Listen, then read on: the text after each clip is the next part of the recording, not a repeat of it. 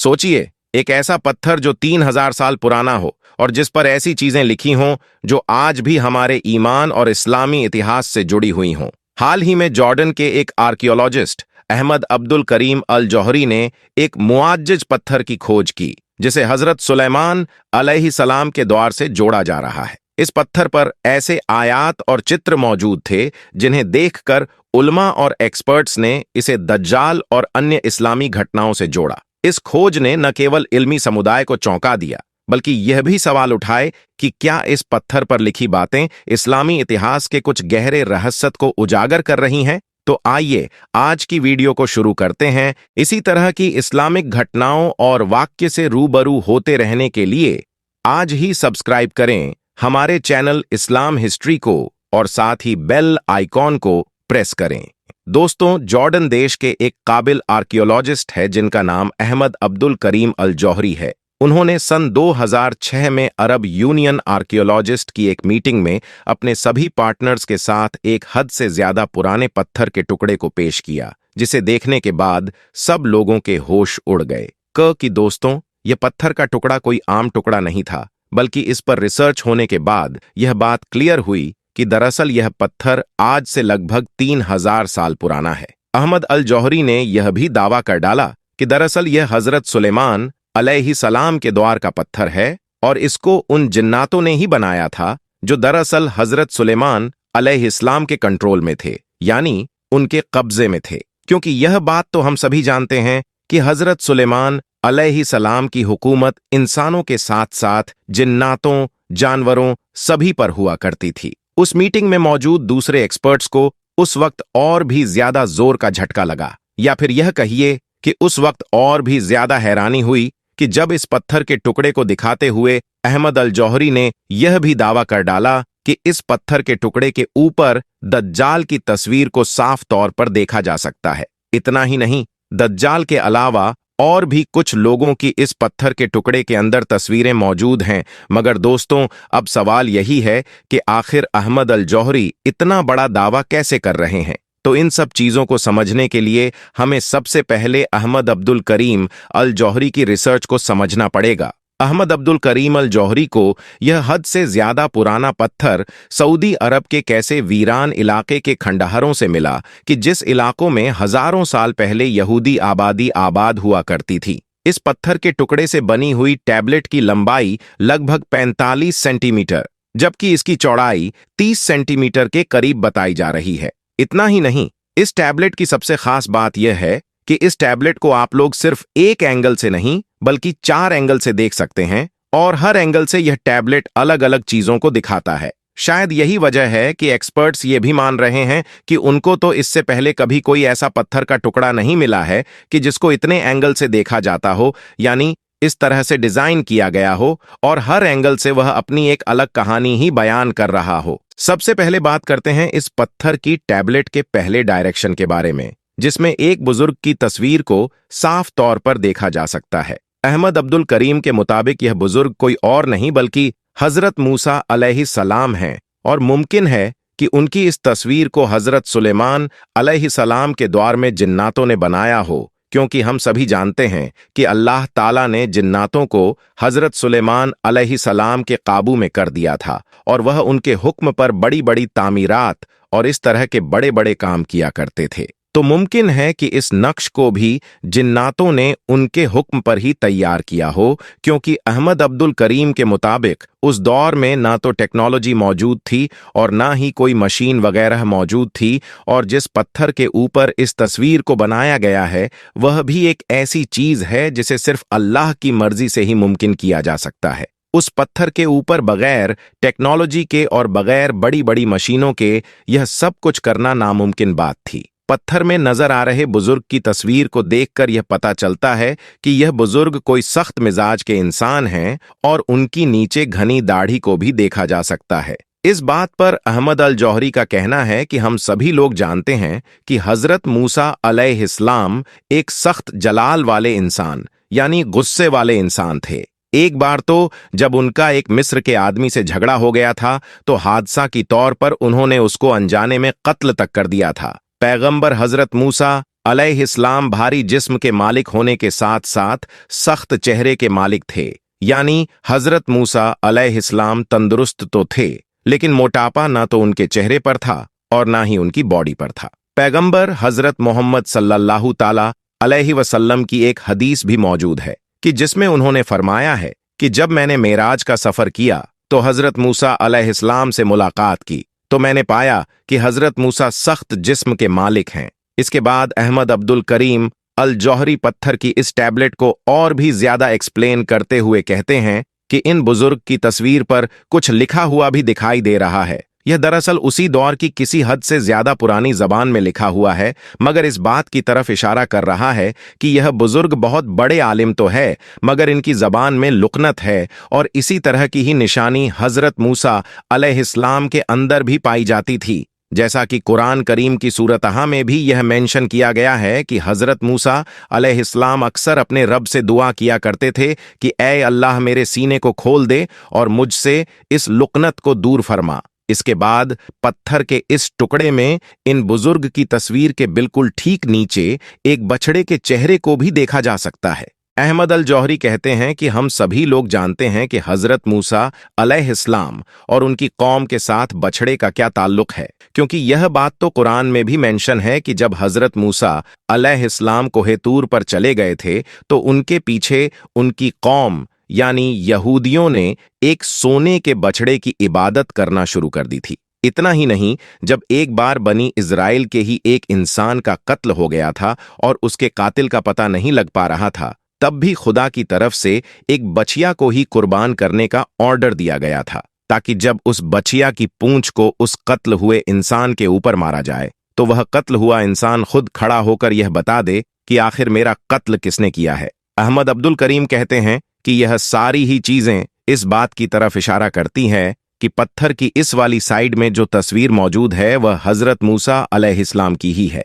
इसके बाद अब हम जब इस पत्थर के टुकड़े को थोड़ा सा घुमाते हैं यानी 160 डिग्री पर, तो फिर यह दूसरे एंगल में नजर नहीं आता है और इस एंगल में हमको इस पत्थर के अंदर लगभग 4 तस्वीरें देखने को मिलती हैं। पहली तस्वीर तो एक ऐसे इंसान की नजर आ रही है कि जिसका आधा सर मौजूद है, यानी कि राइट साइड वाला, और इस आधे में इसकी एक आंख है, नाक है, मुंह है और दाढ़ी के बाल नजर आ रहे हैं। अहमद अब्दुल करीम जौहरी के मुताबिक यह तस्वीर किसी और की नहीं बल्कि दज्जाल की है, वही दज्जाल के जिसका तसव्वुर दुनिया के पहले इंसान से लेकर कयामत तक रहेगा, यानी एक ऐसा खतरनाक और बड़ा फितना कि जिसके बारे में दुनिया में हर दौर में आने वाले नबियों ने अपनी उम्मत को वक्त वक्त पर न सिर्फ आगाह किया है बल्कि इससे बचने के तरीके और इसकी निशानियां को भी बताया है। मगर क्योंकि हजरत मोहम्मद सल्लल्लाहु ताला अलैहि वसल्लम आखिरी नबी थे और उनके बाद किसी नबी को नहीं आना है, तो इसलिए इन्होंने दज्जाल की निशानियां सबसे ज्यादा खुलकर बताई हैं। यानी इन्होंने दज्जाल से रिलेटेड कई ऐसी निशानियां बताई हैं जो पहले किसी भी नबी ने अपनी उम्मत को नहीं बताई थीं, ताकि जब भी दज्जाल नाम का यह खतरनाक फितना हमारी इस दुनिया में आए तो उम्मत उसको पहचान कर उससे बच सके। पैगंबर हजरत मोहम्मद सल्लल्लाहु ताला अलैहि वसल्लम ने दज्जाल से रिलेटेड कुछ निशानियां बयान की हैं। उसमें एक बड़ी निशानी यह भी है कि दज्जाल एक आंख से काना होगा। इसके बाद हजरत मोहम्मद सल्लल्लाहु ताला अलैहि वसल्लम ने इरशाद फरमाया कि याद रखो, तुम्हारा रब काना नहीं है। यानी कहने का मतलब यह है कि अगर कभी भी कोई ऐसा इंसान जो एक आंख से काना हो वो खुदाई का दावा करे तो खुदा नहीं हो सकता, वह यकीनन दज्जाल ही होगा। और जाहिर है अहमद अब्दुल करीम की इस पत्थर की टैबलेट में साफ तौर पर एक आंख से काने इंसान को देखा जा सकता है। इसके अलावा इसके लेफ्ट साइड में एक बंदर भी मौजूद है,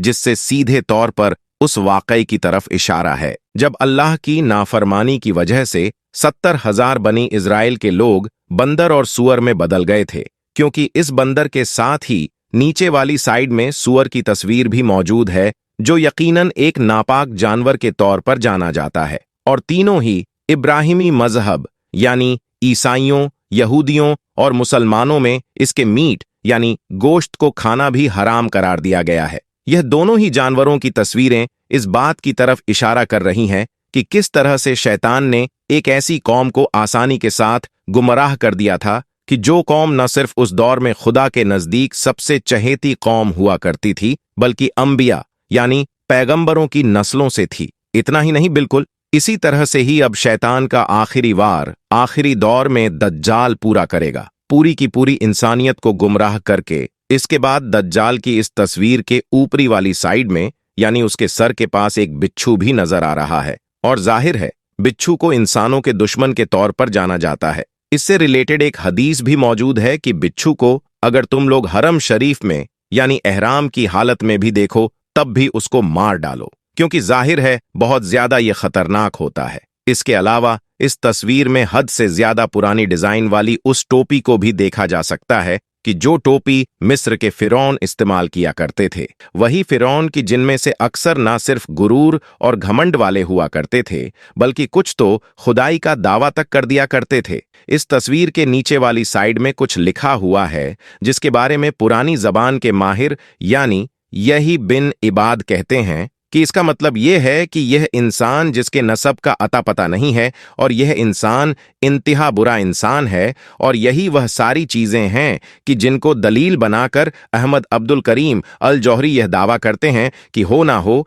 यह हर हाल में दज्जाल की ही तस्वीर है। इसके बाद अब हम अगर इस पत्थर की टैबलेट को तीसरे एंगल में घुमाएं यानी तीसरे डायरेक्शन से देखें तो सबसे पहले हम लोगों को इसमें शैतान का एक सांप भी नजर आता है, जिसमें शायद वह एक खुर्ची पर भी बैठा हुआ है और उसका एक सींग भी मौजूद है। हदीस से यह बात क्लियर साबित है कि हजरत मोहम्मद सल्लल्लाहु ताला अलैहि वसल्लम ने लोगों को तुलू-ए आफ्ताब यानी उस वक्त इबादत करने से मना किया कि जब सूरज निकल रहा होता है, क्योंकि दरअसल सूरज शैतान की सिंघों के दरमियान से निकल रहा होता है। तो इस हदीस से यह बात तो साबित हो गई कि दरअसल शैतान के सींग भी होते हैं। अहमद अब्दुल करीम के मुताबिक शैतान की इस तस्वीर से शायद यह बताने की कोशिश की गई है कि किस तरह से दज्जाल के आने के बाद शैतान भी ताकतवर हो जाएगा, और वह लोग जिनको दज्जाल गुमराह करने में कामयाब हो जाएगा उन पर जाहिरी तौर पर शैतान भी हुकूमत करेगा। इसके बाद अब अगर हम इस टैबलेट को चौथे डायरेक्शन से देखें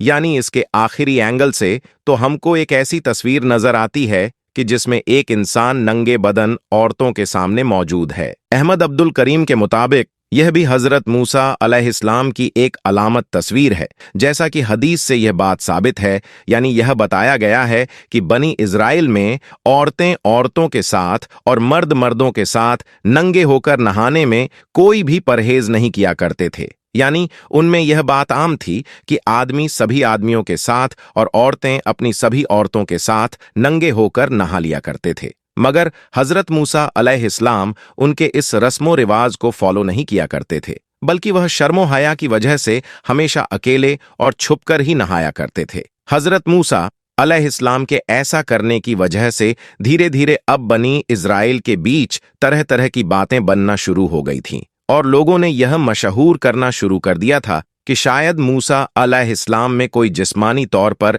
ऐब है, नाजुबिल्लाह, यानी उनको कोई ऐसी बीमारी है कि जिसकी वजह से वह हमेशा छुपकर और तन्हा नहाते हैं ताकि दूसरे लोग उनके इस राज्य को ना जान सके। मगर जब एक बार हमेशा की तरह हजरत मूसा अलैहिस्सलाम तन्हाई में नहाने के लिए गए और पानी में उतरे, और पानी में उतरने से पहले अपने सारे कपड़े पास में मौजूद एक पत्थर पर रख दिए, तो जब हजरत मूसा अलैहिस्सलाम पानी में जाते ही वह पत्थर जो था जिस पर उन्होंने अपने कपड़े रखे हुए थे, वह पत्थर अपने आप चलने लगा, यानी उनके कपड़े लेकर वह चलने लगा। हजरत मूसा अलैहिस्सलाम देखकर घबरा गए और उसके पीछे अपने कपड़े पाने के लिए भागने लगे। मगर कुछ आगे बढ़ते ही अचानक से हजरत मूसा अलैहिस्सलाम का सामना कुछ ऐसे बनी इस्राइल से हुआ कि जो इकट्ठे हमेशा की तरह बिना कपड़ों के एक साथ नहा रहे थे। उस दिन के बाद से ही तमाम यहूदियों में यह बात क्लियर हो गई है कि हजरत मूसा अलैहिस्सलाम को ना तो कोई जिस्मानी ऐब है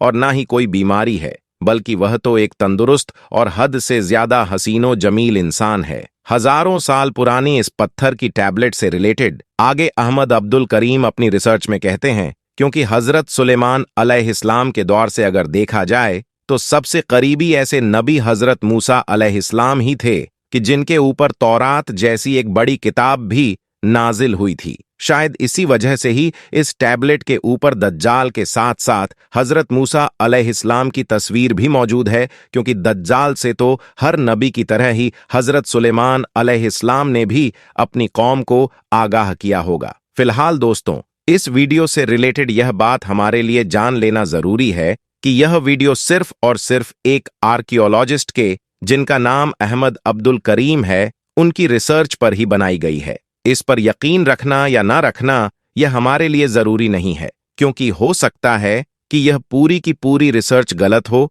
या यह भी हो सकता है कि इस पूरे के पूरे रिसर्च में कोई खराबी हो या कोई ठीक ठाक भी बातें हों, या फिर यह भी हो सकता है कि इस रिसर्च की कुछ बातें तो ठीक हो मगर कुछ बातें झूठी साबित हो। फिलहाल दोस्तों, आज की अपनी वीडियो को हम यहीं पर खत्म करते हैं। तब तक के लिए अस्सलाम वालेकुम।